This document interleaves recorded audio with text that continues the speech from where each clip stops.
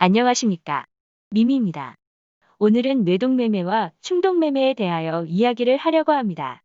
먼저 뇌동매매와 충동매매를 한 줄로 정의하면 어떤 것일까요? 기준이 없거나 기준을 지키지 않는 매매라고 할 수 있습니다.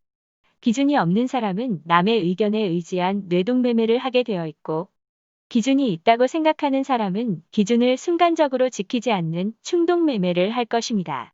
뇌동매매를 하는 사람은 자기만의 기준을 만드는 게 우선입니다.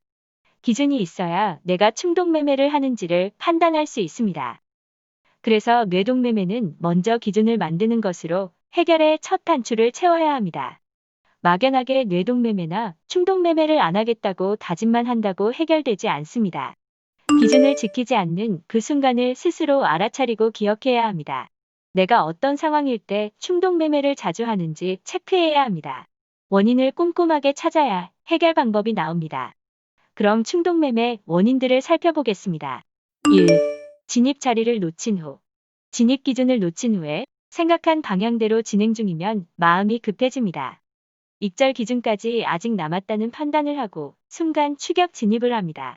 다행히 수익 마감이면 괜찮지만 대신에 손절 라인이 길어져서 흔드는 경우 견디기가 힘들며, 불행히도 손절로 마감하게 되면 다시는 추격 매매를 안 하겠다고 다짐합니다.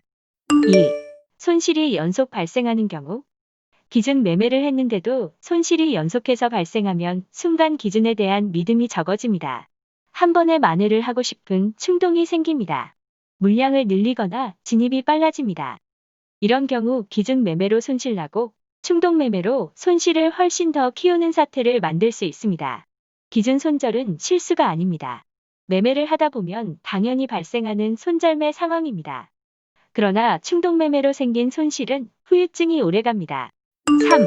심심해서 진입 기준이 잘 안 오는 경우가 있습니다. 기다림이 싫어지고 심심해집니다. 순간 억지로 진입 자리를 만듭니다. 밤을 새워 만든 기준을 무시하고 순간적으로 새로운 기준을 만듭니다.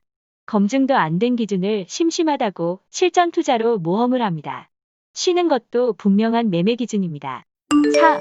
갑작스러운 변동성. 얌전하던 차트가 갑자기 변동성이 심해지면 덩따라 급해집니다.